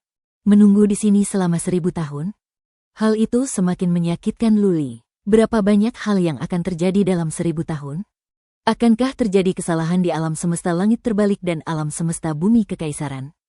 Akankah keluarga Lu masih ada setelah 1000 tahun? Akankah ketiga istrinya dibunuh oleh pembunuh bayaran Yan Tiangang? Lagi pula, Ling Feidu tidak akan setuju bahkan jika Luli ingin tinggal di sana selama 1000 tahun dengan damai. Tidak lama kemudian, Ling Feidu mengambil tindakan untuk melenyapkan Luli, Lin Yu dan 2 orang lainnya dengan membiarkan mereka dibunuh oleh formasi penghambatan. Jadi, satu-satunya pilihan yang mungkin adalah menghancurkan formasi penghambatan sepenuhnya. Sudah 2 jam berlalu, tetapi peri darah tidak memberikan jawaban. Ia pasti sedang kehilangan akal sehatnya saat ini. Lagi pula, peri darah tidak maha kuasa. Ia bisa menghadapi formasi penghambatan biasa, tetapi yang ada di dalam makam Raja Luna begitu kuat sehingga pasti berada di luar jangkauannya. Dia hanya bisa mengandalkan dirinya sendiri. Luli memaksa dirinya untuk tenang. Ia tampak hampir menemukan titik temu, tetapi belum menemukan jawabannya. Ling Feidu dan yang lainnya jelas-jelas mulai kehilangan kesabaran. Ling Feidu, khususnya, tidak mempercayai Luli. Ia pikir Luli sedang mengulur waktu atau mungkin sedang merencanakan sesuatu yang lain. 1 jam kemudian, Ling Feidu mengedipkan mata kepada seorang murid di sebelahnya. Murid itu berkata, "Pang, sudah menemukan caranya? Kalau belum, coba saja bergantian. Mungkin, apa yang kau rasakan itu salah. Kita tidak bisa menunggu di sini hanya karena ucapanmu. Baiklah. Apakah kita harus menunggu di sini selama 1000 tahun jika formasi penghambatan tidak bisa dipecahkan?" Kalau kau tanya aku, dia sedang merencanakan sesuatu. Bagaimana kalau kita lempar saja dia dan lihat apa yang terjadi? Ya, ayo kita lakukan itu. Tim Ling Feidu berteriak dan bersorak. Putri Suci dan Luo Xier saling berpandangan, mencibirnya. Ling Feidu mulai kehilangan kesabaran, tetapi ia tidak ingin membiarkan orang-orangnya sendiri menguji lempengan-lempengan itu. Seperti yang dikatakan rumor, Tuan Muda Ling ini memang tampak mengesankan, tetapi sebenarnya memiliki kepribadian yang buruk. Namun, karena Putri Suci dan Luo Xier berasal dari 72 sekte besar, mereka tidak akan mengatakan hal-hal yang menyinggung Ling Feidu. Mereka hanya menoleh ke Luli, menunggunya menjawab. Luli tidak mengatakan apapun seolah-olah dia tidak mendengar kata-kata itu. Dengan tidak menjawab, ia berhasil memprovokasi para murid kabinet awan. Salah satu dari mereka mengeluarkan tombak dan hendak menusuk Luli. Berdengung gelombang. Tepat pada saat itu, senjata relik di tangan Luli bersinar, membuat murid dari kabinet awan itu ketakutan. Ia mengira Luli akan menyerangnya. Murid itu mengeluarkan perisai untuk menangkis serangan itu. Lagi pula, dia tidak bisa mundur di sini. Jika dia mundur selangkah saja, dia akan diledakkan sampai mati oleh formasi penghambatan. Luli tidak menyerang murid ini, juga tidak membuka matanya. Ia hanya menghunus pedangnya. Ia berdiri, lalu membuka matanya sedikit untuk menatap portal dengan tenang. Apa yang dia lakukan? Banyak orang mengerutkan kening, bertanya-tanya apa rencana Luli. Ia mengarahkan senjatanya ke portal. Apakah ia akan menyerang portal itu? Apa? Mereka semua tiba-tiba berteriak. Mata banyak orang menyipit ketakutan. Ling Feidu dan yang lainnya terbakar amarah. Niat membunuh mereka begitu kuat. Karena Luli benar-benar menyerang portal itu. Ia menggunakan jurus pembunuh. Seberkas cahaya merah darah melesat ke arah portal dengan kuat. Portal itu adalah pintu masuk ke tingkat berikutnya. Jika portal itu hancur, mereka tidak akan lagi memiliki kesempatan untuk memasuki tingkat berikutnya. Mereka akan terpaksa tinggal di sana selama 1000 tahun. Mereka yang bisa masuk ke sini semuanya anak muda, di bawah usia 100 tahun. Bagi para makhluk abadi, mereka yang berusia di bawah 100 tahun dianggap muda, kalau bukan junior. Bagaimana mungkin anak-anak muda itu terjebak di sini selama 1000 tahun? Para pengikut 3 sekte besar akan menikmati masa depan yang menjanjikan tanpa batasan. Jika mereka tinggal di sini selama 1000 tahun, ketika mereka keluar, semuanya akan sama saja. Seseorang mungkin akan kehilangan akal sehatnya di sini. Lagi pula, mereka tidak bisa maju, mundur, atau bahkan bergerak. Apakah Luli menghalangi jalan mereka? Apakah dia mencoba menjebak semua orang di sini sampai mati? Siapapun pasti akan menjadi gila dalam situasi seperti itu. Tombak Ling Feidu bersinar terang, siap membunuh Luli kapan saja. Swish gelombang. Sinar pedang berwarna merah darah melesat dan mendarat di portal dengan dahsyat. Semua orang merasa sesak napas, takut portal itu akan hancur dan hancur berkeping-keping. Berdengung gelombang. Di luar portal, seberkas cahaya warna-warni tiba-tiba muncul. Sebuah perisai berwarna-warni muncul di depan portal dan menangkis sinar pedang merah darah Luli. Swish gelombang. Luli terus-menerus melepaskan cahaya pedang, berulang kali, tanpa henti. Ia tak berhenti sampai portal itu hancur. Berhenti. Ling Feidu berteriak marah. Pang, apa kau sudah gila? Berhenti atau aku akan membunuhmu. Percayalah. Orang-orang dari kabinet awan juga berteriak. Luli melirik dingin. Percayalah padaku dan kalian semua boleh pergi. Kalau tidak, bersiaplah untuk terjebak di sini selama 1000 tahun. Swish gelombang. Setelah berkata demikian, Luli tidak lagi memperhatikan Ling Feidu dan yang lainnya. Ia hanya mengayunkan pedangnya berulang kali ke arah portal. Chapter 1246, Gate of Life Open. Mencari kematian? Tombak itu berkilauan di tangan Ling Feidu. Wajahnya berkerut saat hendak menghantam Luli dengan tombak itu. Ling Feidu, jangan. Tuan Muda Ling, hentikan. Hampir bersamaan, Luo Xier dan Putri Suci berteriak. Ia pun melemparkan rantingnya. Jika Ling Feidu melanjutkan, ia akan menghentikannya. Ling Feidu terkejut. Ia berbalik menghadap Putri Suci dan Luo Xier, lalu bertanya, apa? Apa kalian jadi gila karena dia? Kita akan terjebak di sini sampai mati kalau dia menghancurkan portal ini. Anda salah. Putri Suci menggelengkan kepalanya. Dia tidak berbohong. Aku bisa tahu, sampai batas tertentu, bahwa gerbang kehidupan tertutup. Kita tidak bisa keluar. Kita akan terjebak di sini selama 1000 tahun jika dia tidak menemukan jalan. Gerbang kehidupan? Ling Feidu mengangkat alisnya. Apakah ini karena hubungan istimewamu dengan lingkungan berkat prinsip dasar kehidupanmu? Tanyanya ragu. Putri Suci mengangguk. Ling Feidu mengerutkan bibirnya dan bertanya kepada Luo Xier, Saudara Luo, apakah kau juga percaya padanya? Putri Suci mengangguk. Ling Feidu mengerutkan bibirnya dan bertanya kepada Luo Xier, Saudara Luo, apakah kau juga percaya padanya? Fakta bahwa dia bisa membawa kita sejauh ini dengan aman adalah bukti kemampuannya. Luo Xier mengangkat bahu. Kak Ling, sabar ya. Sobat kecil ini penuh rahasia. Tak ada yang mau mati. Dia pasti punya alasan. Kita tunggu saja. Ekspresi Ling Feidu berubah berkali-kali tetapi pada akhirnya, dia tidak mengatakan apapun dan hanya memelototi Luli. Luli menjawab tanpa suara. Ia memukul perisai di luar portal dengan pedangnya, berulang kali, bertekad untuk tidak berhenti sampai ia berhasil menembus portal itu. Menguasai. Setelah satu batang dupa terbakar, Luli tiba-tiba mendengar suara kejutan yang menyenangkan di benaknya. Suara itu adalah peri darah. Formasi penghambatan di lempengan di depanmu telah berubah.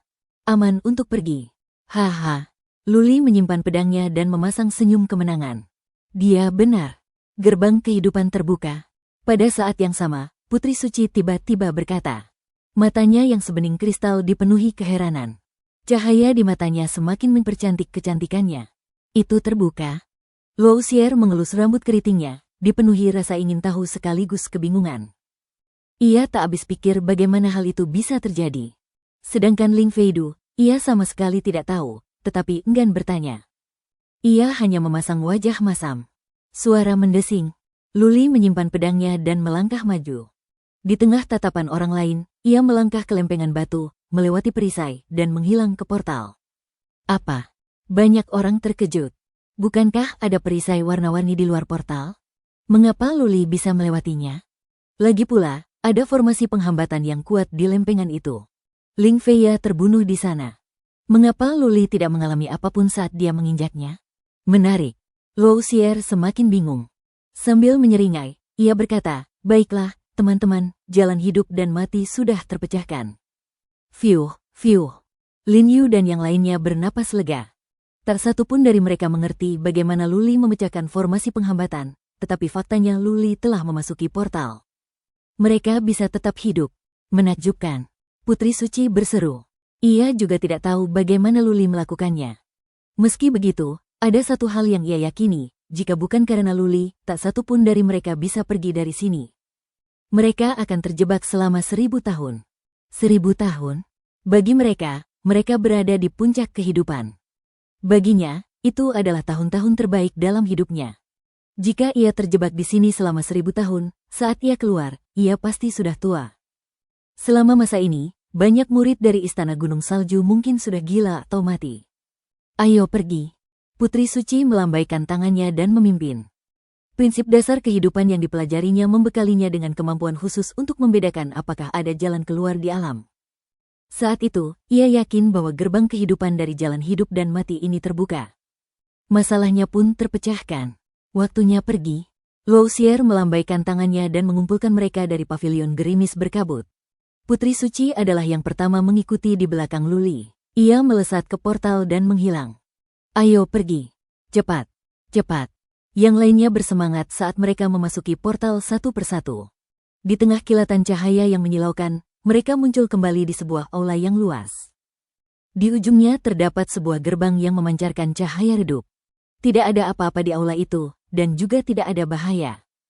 Ini pasti tempat peristirahatan bagi para penjelajah. Luli adalah orang pertama yang memasuki aula. Ia sedang duduk di pojok saat itu. Ia tidak terburu-buru ke lantai berikutnya. Ia memilih untuk duduk sendiri di sana. Sepertinya ia sedang beristirahat. Luli tidak berusaha menarik perhatian. Namun, ketika semua orang masuk, mereka semua menoleh padanya. Ketika Putri Suci dan Luo Xier masuk, mereka saling memandang dan melangkah ke arah Luli bersama-sama. Luli memejamkan mata, tetapi ia tahu orang-orang datang. Ia memaksakan senyum di dalam hatinya. Ia berusaha untuk tetap rendah hati, tetapi dari kelihatannya, itu mustahil. Ia membuka matanya dan berdiri. Luo Xier dan Putri Suci telah datang. Anehnya, Ia membungkuk kepada Luli dan berkata, "Saya Sue Jingya." "Terima kasih." Luo Xier menggenggam tangannya dan berkata dengan tulus, "Sobat, aku berutang budi padamu." "Dan, siapa namamu? Dari mana asalmu?" Putri Suci telah berkali-kali membantu Luli dan yang lainnya untuk pulih. Meskipun ia tampak acuh tak acuh, ia adalah orang yang baik hati. Luli memiliki firasat baik tentangnya. "Putri Suci, sama-sama. Tanpa prinsip dasar kehidupanmu, aku pasti sudah mati. Seharusnya aku yang berterima kasih padamu," kata Luli sambil tersenyum. Lalu, ia menoleh ke Luo Xier. "Tuan muda Xier, kau terlalu menyanjungku. Aku tak berani bilang kau berutang apapun padaku. Itu terlalu berat. Baiklah. Aku Lulin, dari kota kecil. Tak perlu disebut-sebut." Sekali lagi, Luli memilih menggunakan nama samaran. Lagi pula, dengan begitu banyak orang di sini, bisa jadi ada musuh di antara mereka. Ia memilih nama yang pengucapannya mirip dengan Luling. "Saudara Lu, terlalu rendah hati juga merupakan kesombongan." Luo Xier membelai rambut keritingnya. Ia melangkah mendekati Luli dan bertanya dengan suara rendah, "Saudara Lu, saya penasaran. Bagaimana Anda memecahkan jalan hidup dan mati?" Putri Suci tidak mengatakan apapun, tetapi ekspresi di wajahnya dan tingkat perhatiannya menunjukkan bahwa dia juga tertarik. Luli berkata satu hal setelah berpikir sejenak, "Tidak banyak yang perlu dikatakan. Aku hanya mencari jawaban atas aturan makam Raja Luna." "Aturan?" Luo Xier mengerjap, masih sedikit bingung. Putri Suci mengerutkan kening, tampak berpikir keras. Sesaat kemudian, matanya berbinar. Ia menatap Luli dan berkata, "Tuan muda Lu, Anda bijaksana. Saya mengagumi Anda karenanya." "Menakjubkan." Luo Xier sepertinya juga sudah menyadarinya. Ia menepuk bahu Luli dan berkata, "Bagaimana kalau kau ikut dengan kami? Aku akan melindungimu dari bahaya di depan. Kau tidak perlu khawatir selama aku masih hidup. Bagaimana menurutmu?" "Terima kasih, Tuan muda Xier." Luo Xier dan Putri Suci terkejut ketika Luli menolak tawaran itu. "Silakan. Aku telah mencapai pencerahan dan ingin berkultivasi di sini untuk sementara waktu." "Tentu saja gelombang." Luo Xier tidak membujuk Luli untuk tidak melakukannya, mengingat betapa teguh tekadnya.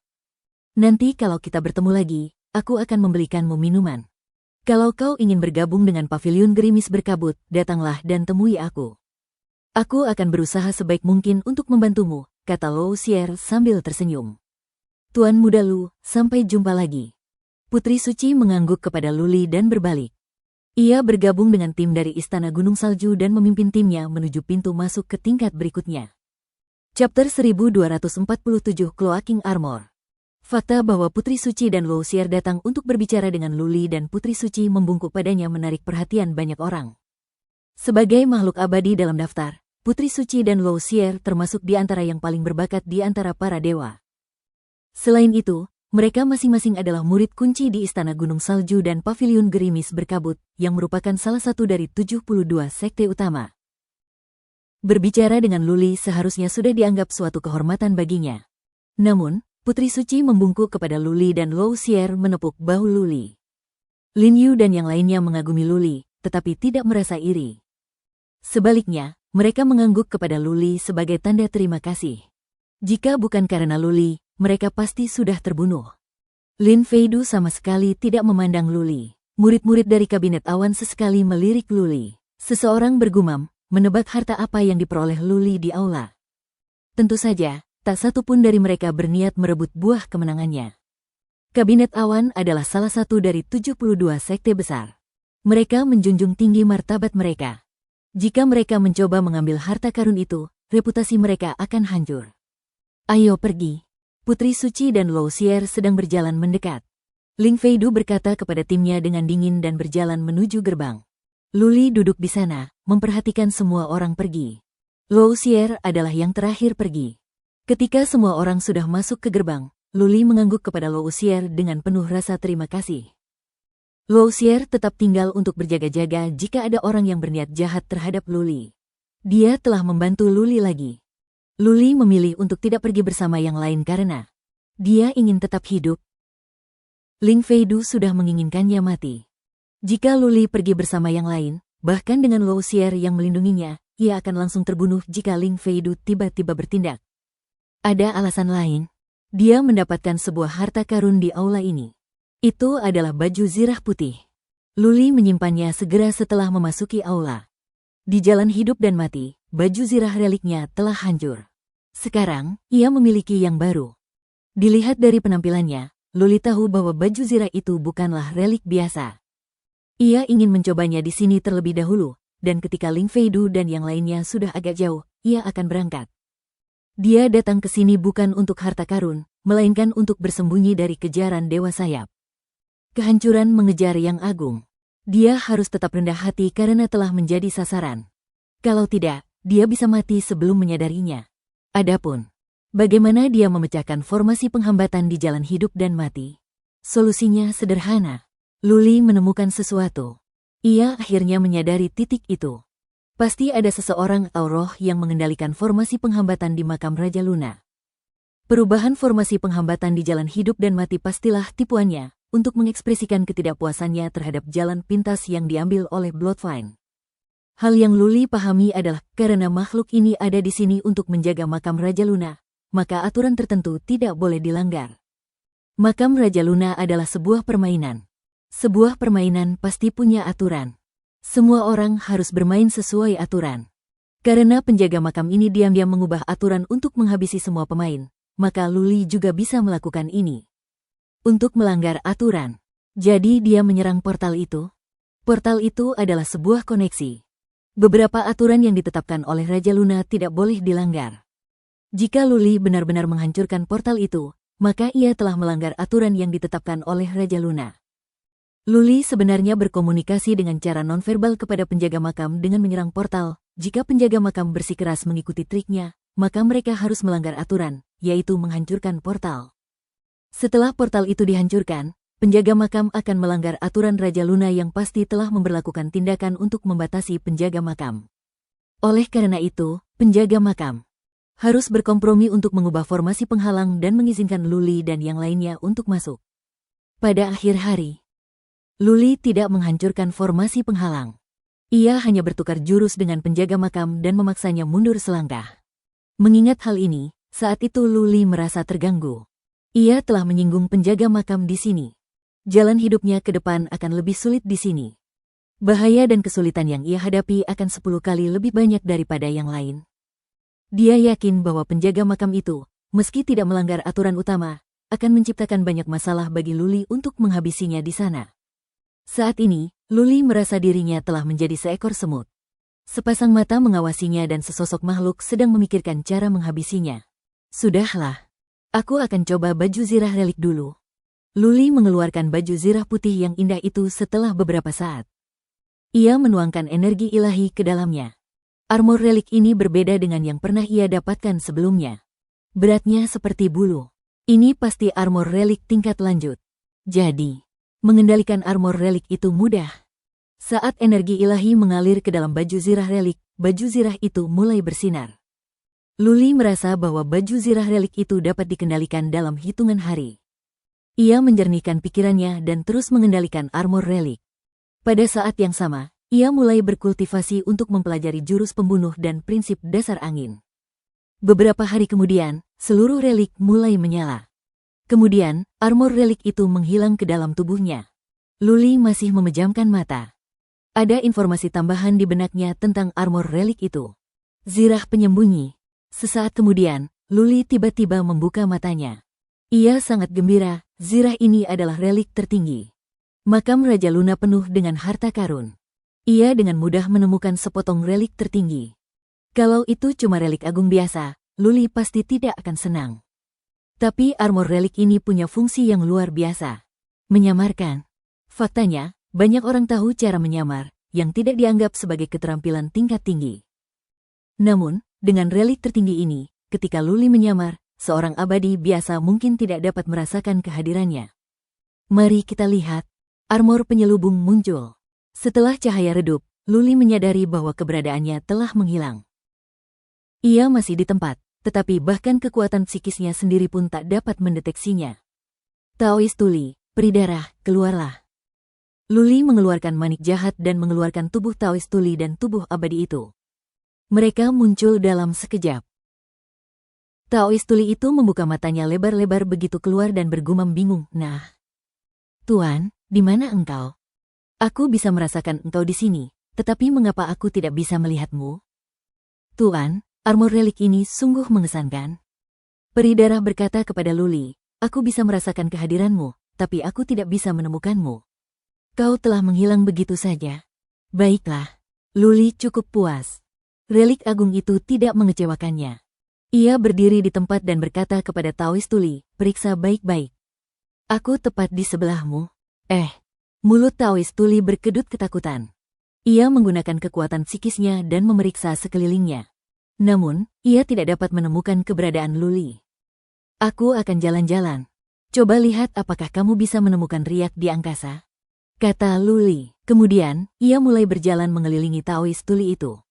Namun, Taoist Tuli itu masih tidak dapat menemukan Luli. Tidak ada yang terjadi di sekitarnya. Menakjubkan. Luli sangat gembira. Jika zirah penghalang itu hanya bisa membuatnya menghilang, maka itu tidak akan sia-sia. Namun, ketika dia berjalan, tidak ada riak di angkasa. Ini hampir tidak masuk akal atau tidak masuk akal. Luli bukanlah hantu, melainkan manusia hidup. Saat seseorang berjalan, setidaknya, mungkin ada gerakan angin atau bahkan riak di angkasa. Kekuatan batin pendeta Tao Tuli tidaklah yang terbaik, tetapi dia dapat merasakan gerakan-gerakan kecil di ruang angkasa dan perubahan dalam cara angin bertiup. Lalu, satu-satunya penjelasan yang masuk akal adalah bahwa armor penyelubung memiliki satu fungsi yang luar biasa. Formasi khusus di dalamnya dapat membuat seseorang menghilang tanpa jejak sama sekali. Chapter 1248 God Bitter. Bagus, bagus. Luli berjalan semakin cepat mengitari Taoist Tuli. Namun, ia tidak menyebabkan turbulensi di angkasa. Taoist Tuli tidak dapat menemukan Luli. Desir. Luli mencurahkan sedikit energi ilahi untuk mencoba menyerang. Pada saat ini, ruang mulai bergetar. Taoist Tuli merasakannya dan segera minggir. Yah, kalau aku tidak menyerang, jejaknya hilang sama sekali. Begitu aku bertindak, aku akan ketahuan. Zirah putih itu bersinar, dan Luli muncul tepat di hadapan Taoist Tuli. Sambil menepuk-nepuk zirah itu dengan puas, Luli berkata, menutupi. Zirah ini pantas disebut demikian. Baju zirah yang unik. Taoist Tuli berseru dengan mata berbinar-binar sambil menatap baju zirah itu. Saat kau berjalan-jalan, tidak ada turbulensi di angkasa. Baju zirah relik ini pastilah relik yang agung. Luli mengangguk. Taoist Tuli melanjutkan, kualitas rendah, kualitas baik, kualitas tertinggi, dan kualitas sakral. Relik suci sulit ditemukan. Relik tertinggi dianggap yang terbaik. Tuan, Anda memiliki 2 relik tertinggi sekarang. Dengan ini, bahkan makhluk abadi biasa dalam daftar ini pun tidak dapat membunuh Anda. Itu belum tentu benar. Luli menggelengkan kepalanya. Ada triliunan makhluk abadi, tetapi hanya 1 juta yang ada dalam daftar. Dia seharusnya tidak meremehkan makhluk abadi manapun dalam daftar. Mereka pasti dilengkapi dengan keahlian unik. Jika Luli bisa menangkis makhluk abadi dalam daftar hanya dengan baju besi relik tertinggi, betapa lemahnya makhluk abadi dalam daftar itu. Dengan logika ini, apakah seseorang dengan baju zirah dan senjata relik tertinggi dapat disejajarkan dengan makhluk abadi dalam daftar tersebut? Luli tidak tahu tentang yang lain, tetapi ia yakin bahwa Ling Feidu, Putri Suci, dan Luo Xier pasti memiliki relik tertinggi. Bagi sekte besar, mendapatkan beberapa relik tingkat tinggi bukanlah hal yang sulit. Baiklah. Kembali ke dalam. Jaga Little White. Luli membiarkan Taoist Tuli dan tubuh abadi itu masuk. Ngomong-ngomong soal putih kecil, Luli ingat dia tidak sempat bertanya pada Putri Suci. Kalau tidak, dia mungkin bisa menyembuhkan putih kecil. Setelah berdiri di aula sebentar, Luli memutuskan untuk memasuki level berikutnya. Sudah beberapa hari. Pada prinsipnya, Ling Feidu dan yang lainnya seharusnya sudah pergi jauh. Mengingat kecepatan dan kemampuan Luli, ia tidak akan bisa mengejar mereka. Ayo pergi. Luli bergerak cepat dan melesat masuk ke gerbang. Setelah kilatan cahaya putih, ia mendapati dirinya berada di kaki gunung yang menjulang tinggi. Saya harus memanjat ke puncak melalui jalan setapak untuk melewati level ini. Luli mendongak, memandangi jalan setapak pegunungan yang berkelok-kelok dan bukit-bukit serta puncak-puncak yang samar-samar terlihat. Banyak tempat diselimuti kabut hitam, dan kekuatan psikisnya terhambat. Ia memasang wajah serius. Level ini sulit. Free reading tidak berguna di sini. Ia harus mengandalkan kekuatannya sepenuhnya. Puncak gunung yang megah tak terlihat. Kabut hitam berarak di mana-mana, menutupi sebagian jalan setapak pegunungan yang sebenarnya lebar. Di kedua sisinya terdapat batu-batu besar. Permukaan ini aman untuk mendaki puncak sendirian. Luli tidak gegabah. Sebaliknya, ia memeriksa dengan cermat. Ia menggunakan beberapa golem batu dan membiarkan mereka memanjat gunung untuk menjelajahi jalan terlebih dahulu. Berdengung gelombang. Luli kemudian mengeluarkan tubuh abadi dan Taoist Tuli, lalu memerintahkan mereka, ikuti aku dan bersiaplah untuk bertempur. Pasti ada banyak trik di sepanjang jalan gunung. Kita harus mempersiapkan diri untuk perang yang mengerikan. Raungan gelombang. Taoist Tuli itu langsung berubah wujud. Ia menyiapkan pilar batu di tangannya dan berjalan di depan orang-orang tanpa rasa takut. Tubuh abadi itu mengikuti Luli. Ia melambaikan tangannya dan mereka pun berangkat. Berdengung gelombang. Melangkah ke jalan setapak, Luli mengeluarkan puluhan golem batu lagi dan menempatkan mereka di sekelilingnya. Golem batu itu mungkin tidak terlalu kuat. Namun, di saat-saat kritis, mereka bisa memberi Luli waktu agar ia bisa mengatasi situasi tersebut. 10 golem batu yang menjelajahi jalan setapak mengeluarkan suara teredam saat mereka melangkah. Suara itu bergema. Luli mengerahkan kekuatan psikisnya semaksimal mungkin untuk memeriksa. Ia tidak ingin melewatkan tanda-tanda gangguan atau masalah. 1000 kaki, 2 mil, 4 mil. Tidak terjadi apa-apa sejauh 4 mil. Tidak ada monster maupun formasi penghambatan yang dipicu. Sesuatu sedang terjadi. Saat Luli merasa bingung, ia menyadari sesuatu yang aneh di jalan setapak di depannya. Menggunakan kekuatan psikisnya, ia melihat bekas-bekas serangan di jalan setapak itu, dengan banyak serangga mati berserakan di tanah. Serangga-serangga itu berwarna emas gelap bersayap. Ada kerumunan besar.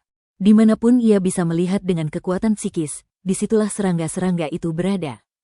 Mereka harus dibunuh oleh Lao Xier dan yang lainnya. Luli mengangguk. Ia merasa beruntung.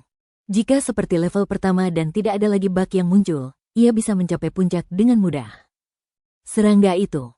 Pendeta Tao Tuli itu juga memperhatikan serangga-serangga itu. Ia merasa seperti deja vu, tetapi tidak ingat serangga apa itu. Dor gelombang. Para golem batu telah mencapai tempat serangga-serangga mati itu berada. Rasa beruntung lenyap dari benak Luli. Dari celah-celah batu di kedua sisi terdengar suara dengungan. Setelah itu, serangga-serangga emas gelap seukuran ibu jari yang tak terhitung jumlahnya terbang menuju ke 10 golem batu. Menyerang. Luli memerintahkan para golem batu. 10 golem itu maju dan meninju serangga-serangga itu. Mendesis gelombang. Luli dan Taoist Tuli terkejut karena serangga-serangga itu menyerbu dan mengepung golem batu, yang menyusut dengan kecepatan yang terlihat oleh mata telanjang.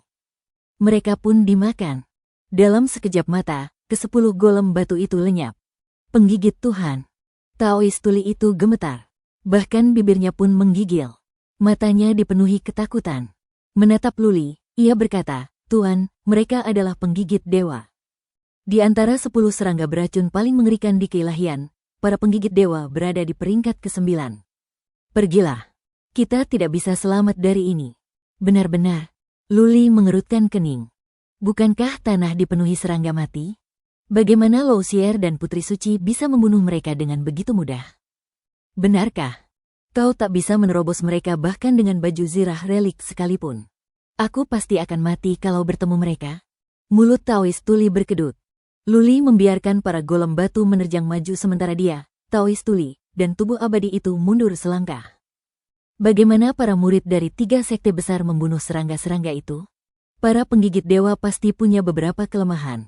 Kau tahu itu? Tanya Luli sambil mundur. Ya, mereka memang punya kelemahan. Taoist Tuli itu memaksakan senyum. Serangan jiwa yang kuat bisa membunuh penggigit dewa. Tapi, kita berdua tidak ahli dalam serangan jiwa. Tidak heran. Luli sekarang mengerti. Para murid dari 3 sekte besar tidak hanya memiliki artefak berharga, banyak dari mereka juga seharusnya mengetahui serangan jiwa yang kuat. Apa yang harus dilakukan? Luli mengerutkan kening. Haruskah dia mencoba menggunakan armor penyelubung dan melihat apakah dia bisa menyelinap ke sana? Tapi jika ternyata armor penyelubung itu tidak berguna, dia akan digigit sampai mati oleh para penggigit dewa. Chapter 1249 Unharmed. Armor penyelubungan itu mengesankan. Armor itu bisa membuat seseorang menghilang begitu saja, bahkan kekuatan psikis pun tak bisa mendeteksi jejaknya, dan berjalan pun tak akan menciptakan riak di angkasa. Itu sudah dikatakan. Luli baru saja memperoleh armor penyelubungan, dan dia telah menyinggung penjaga makam Raja Luna. Mengapa penjaga makam begitu baik hati memberikan Luli baju zirah yang dapat membantunya melewati level ini dengan lancar? Akankah penjaga makam membalas kejahatan dengan kebaikan dan memberikan Luli sepotong harta karun setelah Luli memaksanya berkompromi? Akankah penjaga makam membiarkan Luli melewati tingkat ketiga dengan mudah? Atau, akankah ia mengirim Luli ke tingkat terakhir agar ia bisa menerima warisan Raja Luna? Apakah ada yang namanya makan siang gratis di dunia?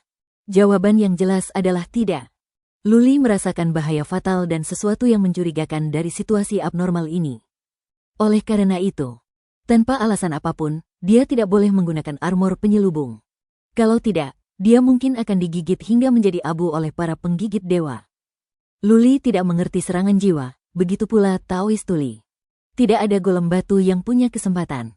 Haruskah dia terbang naik dengan manik jahat? Luli yakin solusinya tidak sesederhana itu. Namun, tetap saja itu adalah pilihan. Ia memutuskan untuk mencobanya.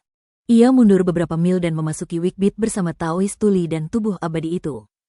Di sana, ia tidak bertindak berdasarkan dorongan hati. Ia mulai membuat golem batu. Golem-golem itu memang tidak berguna, tetapi ternyata bisa mengulur waktu. Sambil membuat golem batu, Luli memeriksa jalurnya. Ia lega karena tidak ada penggigit dewa yang terbang di atas. Dalam 1 jam, Luli berhasil membuat beberapa ratus golem batu.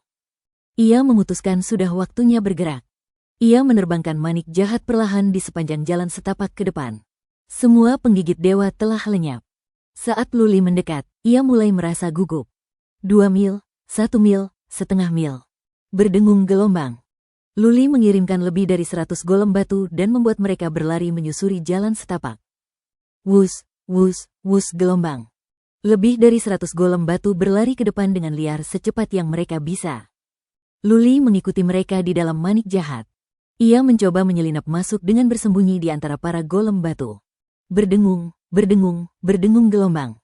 Saat para golem batu berlari, mereka seperti baru saja menusuk sarang tawon. Para penggigit dewa yang tak terhitung jumlahnya menyerbu dari kedua sisi.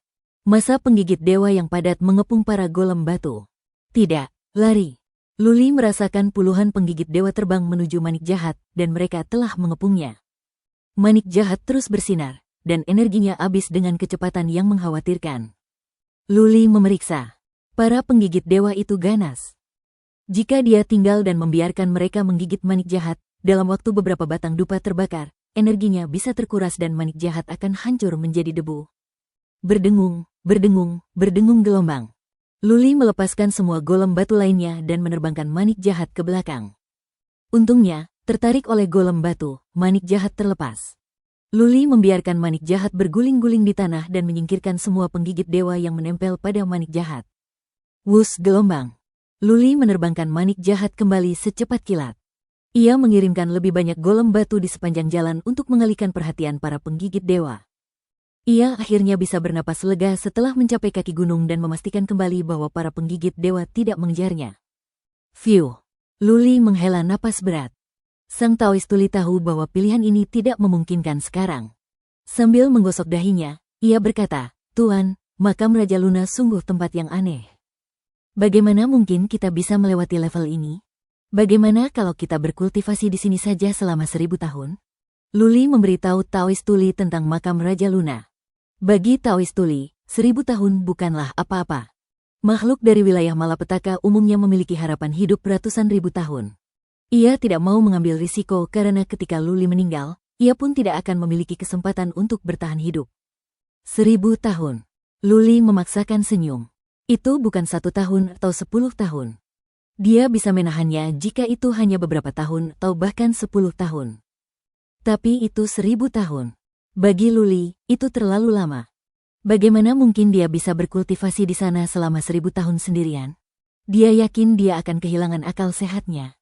Para Godbeater jumlahnya tak terhitung dan terlalu agresif. Saat mereka menggigit armor reliknya, mereka akan mulai menggigit dagingnya.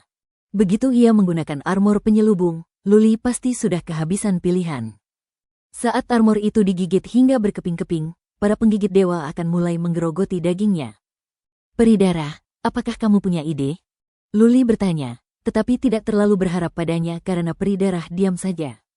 Ia hanya berpikir, lebih baik ia mengajukan pertanyaan acak ini saja. Ya, mereka melakukannya. Yang mengejutkan Luli adalah peri darah memberikan jawaban yang mengiyakan. Luli mengerjap, bertanya-tanya apakah ia salah dengar. Peri darah melanjutkan, sebenarnya, itu bukan aku, tapi tubuh abadi. Tubuh abadi. Luli mengerutkan kening, tetapi secercah harapan muncul di matanya. Apakah kau bilang tubuh abadi bisa menangkis para penggigit dewa? Aku percaya begitu. Peri darah menjawab, Tuan, Anda mungkin meremehkan tubuh abadi. Sejauh yang saya tahu, para penggigit dewa tidak bisa melukainya, bahkan sisiknya. Tentu saja tidak. Luli sulit mempercayainya. Kaisar Zi pernah berkata bahwa tubuhnya adalah yang terkuat di alam ketiga keilahian. Namun, Luli telah merasakan sendiri kekuatan para penggigit dewa. Seberapa kuatkah manik jahat itu? Namun, energinya tetap saja habis seperti air yang mengalir. Guru, Anda bisa pergi dan mencobanya. Peri darah yakin.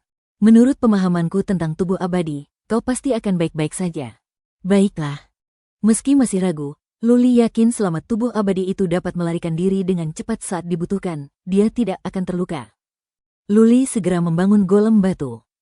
Dengan ratusan golem, tubuh abadi itu akan memiliki lebih banyak waktu dan serangan yang mengenainya akan berkurang kekuatannya. 1 jam kemudian, Luli membuat lebih dari 300 golem batu. Ia terbang di dalam manik jahat dan berhenti di tempat para penggigit dewa akan muncul. Peri darah, keluarlah. Nanti, aku akan membiarkan para golem batu memimpin jalan, jadi ikuti mereka. Tapi jangan terlalu cepat. Jika kau tidak tahan dengan para penggigit dewa, segera kembali. Mengerti? Luli memberi instruksi dan ketika peri darah memberikan jawabannya, dia melepaskan lebih dari 100 golem batu dan perlahan-lahan bergerak masuk. Wus gelombang. Tubuh abadi itu bersembunyi di antara kerumunan golem batu. 1000 kaki di dalam jalan setapak. Para penggigit dewa mulai berkerumun keluar dari celah-celah batu di kedua sisi, dan mereka menggerogoti para golem batu. Luli menahan napas, menjaga kekuatan psikisnya tetap berada di tubuh abadi yang tersembunyi di antara para golem batu. Ia melihat puluhan Godbiter terbang menuju tubuh abadi itu dan mulai menggigit. Baiklah. Luli gemetar karena kegirangan karena penggigit dewa tidak dapat melukai tubuh makhluk abadi itu, bahkan sisiknya. Tubuh abadi itu berdiri diam di sana.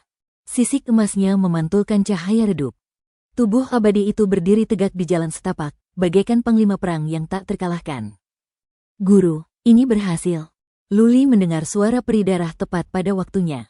Ia yakin, tubuh ini luar biasa kuat. Dia tidak bisa dilukai.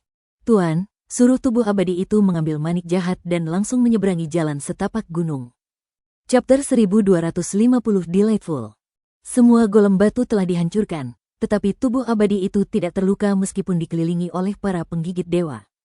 Peri darah tidak mengendalikan tubuh abadi itu untuk mundur karena ia masih mengumpulkan informasi. Saat ini, tubuh abadi itu masih bisa mundur jika diperlukan.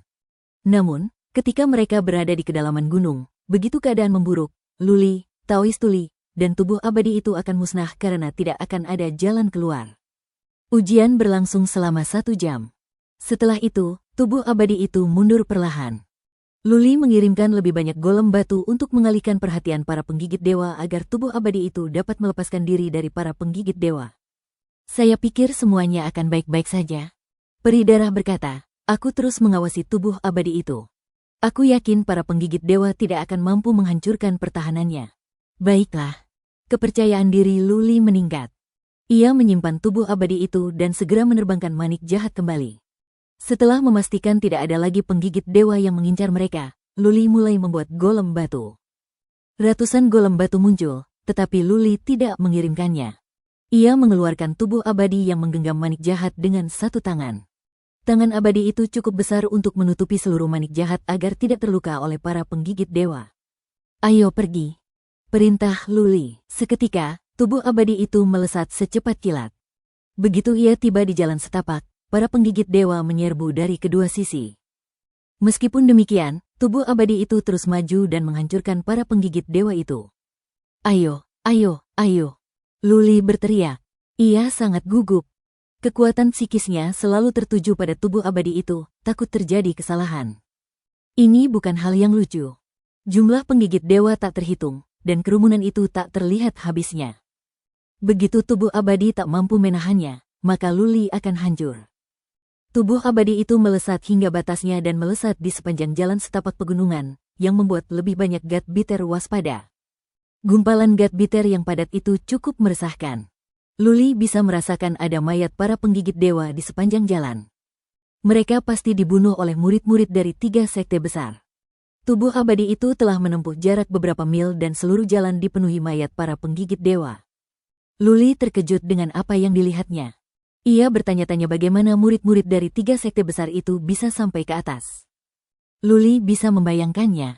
Lebih dari 100 orang sedang maju di jalur pegunungan, dikelilingi oleh para penggigit dewa. Satu kesalahan saja, mereka bisa dilahap habis oleh para penggigit dewa. Tak akan ada yang tersisa dari mereka, bahkan jasad mereka. Suara mendesing. Tubuh abadi itu bagaikan mesin perang, melesat ke sana kemari. Ia mampu menghajar semua Godbiter yang menghadangnya. Tak ada yang bisa menghentikan tubuh abadi itu saat ia menerjang menuju puncak. Lebih cepat, lebih cepat, lebih cepat. Jantung Luli berdebar kencang. Ia bahkan takut bernapas dengan keras. Kekuatan psikisnya mengikuti langkah tubuh abadi itu selangkah demi selangkah menaiki jalan setapak pegunungan. Sudah waktunya untuk 5 napas, 10 napas, 15 napas. Dalam waktu sesingkat itu, tubuh abadi itu hampir mencapai puncak gunung. Mengingat kecepatannya, ia sudah menghabiskan banyak waktu. Jika bukan karena jalan setapak yang berkelok-kelok mendaki gunung, tubuh abadi itu pasti sudah mencapai puncak lebih awal. Luli merasa telah mengalami lebih dari 1 dekade. Akhirnya, tubuh abadi itu melintasi seluruh jalur gunung dan berdiri di puncak. Para penggigit dewa menghilang ke celah-celah batu di sisi-sisinya. Luli ambruk di dalam manik jahat, terengah-engah. Ada sebuah portal di puncak, bersinar lembut. Luli merasa sangat senang melihat portal itu. Itu bukan level yang mudah untuk dilewati. Luli duduk di dalam manik jahat untuk sementara waktu. Ia tidak terburu-buru masuk ke portal. Sebaliknya, ia memerintahkan tubuh abadi itu untuk mengambil manik jahat dan berjalan menuju portal. Berdengung gelombang. Dalam sekejap, tubuh abadi itu muncul di dunia yang asing. Luli menggunakan kekuatan psikis untuk memeriksanya. Semuanya menjadi kabur dan kekuatan psikisnya terhalang, terbatas pada area dengan radius 1000 kaki. Apa? Ketika Luli memeriksa tanah di bawah kakinya, dia menyadari bahwa itu bukanlah tanah, batu, ataupun air, melainkan kekacauan total di bawah kaki tubuh abadi itu juga. Seluruh dunia, seluruh angkasa, berkabut. Tak ada yang terasa nyata. Semuanya terasa antara nyata dan tak nyata. Formasi ilusi. Apa yang paling ditakuti Luli telah tiba. Semua tempat berbahaya memiliki formasi ilusi seperti itu. Hal yang sama terjadi di makam Raja Naga dan tanah terlarang Dewa Tua. Formasi ilusi di tempat ini, di makam Raja Luna, jelas lebih mengerikan. Bahkan tanah pun tak terlihat di sana. Berdengung gelombang. Luli melesat keluar dari manik jahat dan menyimpan tubuh abadi itu. Di sini, ia tidak merasakan bahaya apapun. Selain itu, dengan zirah penyelubung, ia seharusnya tidak takut dengan serangan biasa. Dalam keadaan bingung, ia membungkuk dan mencoba menyentuh benda berat di bawah kakinya. Ia merasakan sesuatu yang dingin dan kaku. Ia mengeluarkan pedangnya dan menebas tanah. Kilauan berhamburan, dan pedang itu terpental. Ia menunduk. Namun, ia tetap tidak bisa melihat apapun dengan jelas. Ia berdiri dan melihat sekeliling. Semuanya kacau balau. Ia bahkan merasa sedikit pusing karena tidak bisa melihat arah, atau apakah ia berada di dunia nyata atau ilusi. Mari kita lihat. Sesaat kemudian, Luli memutuskan untuk tidak melihat terlalu lama karena takut ia akan benar-benar pusing. Semua yang ia lihat tampak kabur. Perasaan ini cukup mengganggu dan meresahkan. Ia memejamkan mata dan melangkah maju. Ia bisa merasakan bahwa tanah itu datar, bahkan lebih datar daripada danau. Ia terus berjalan lurus ke depan. Tidak ada yang berubah selain kekacauan yang tak berkesudahan. Menakjubkan. Luli tak kuasa menahan diri untuk berseru. Formasi ilusi ini begitu kuat. Ia tak tahu bagaimana cara mengatasinya. Orang-orang bisa menjadi gila di sini. Aku ingin tahu di mana Lo Xier dan Putri Suci berada. Luli penasaran. Ia tahu ini level yang sulit. Karena itu, murid-murid dari 3 sekte besar seharusnya masih ada di sini. Ayo pergi dan cari tahu. Zirah penghalang itu bersinar, dan Luli lenyap begitu saja. Ia melesat maju bagai rubah licik. Ia tak peduli kemanapun ia pergi. Ia hanya memilih jalan acak kemanapun ia mau. Setelah dupa habis terbakar, ia menyadari semuanya sama saja. Tanahnya halus dan rata. Seolah-olah ia berada di dunia tanpa batas. Lebih cepat. Luli mempercepat langkahnya dan berlari seperti orang gila. Seharusnya tidak ada bahaya lain di level ini selain formasi ilusi, yang merupakan titik paling mengerikan. Jika dia tidak bisa memecahkan formasi itu, dia harus tinggal di sini selama 1000 tahun. Yang ingin dilakukan Luli sekarang adalah menemukan orang-orang dari 3 sekte besar. Setidaknya, ia tidak akan kesepian di sekitar orang-orang. Mereka bisa menemukan jalan keluar bersama. Ia percaya bahwa sebagai murid paling berbakat di Istana Gunung Salju dan Pavilion Gerimis Berkabut, Putri Suci dan Luo Xier pasti memiliki metode khusus mereka sendiri. Mereka mungkin bisa memecahkan pembentukan ilusi. Wus gelombang. Luli memejamkan matanya. Ia sesekali mengubah arah. Namun, ia hanya berjalan sesuka hatinya. Sudah waktunya untuk membakar 1 batang dupa dan 2 batang dupa lagi. 1 jam telah berlalu. Pikiran Luli terbebani. Memang kecepatannya tidak terlalu tinggi, tetapi ia bisa menempuh jarak jauh dalam 1 jam. Namun, dalam 1 jam itu, ia tidak melihat apapun, bahkan mayat sekalipun. Pembentukan ilusi di sini memiliki efek yang mirip dengan yang dibangun oleh kemang. Luli sampai pada kesimpulan ini. Ia akan kembali ke titik awal, kemanapun ia pergi. Dengan kata lain, apapun yang dilakukannya, ia akan terus berputar-putar saja. Kalau tidak, mustahil ia tidak bisa melihat 1 jiwa pun.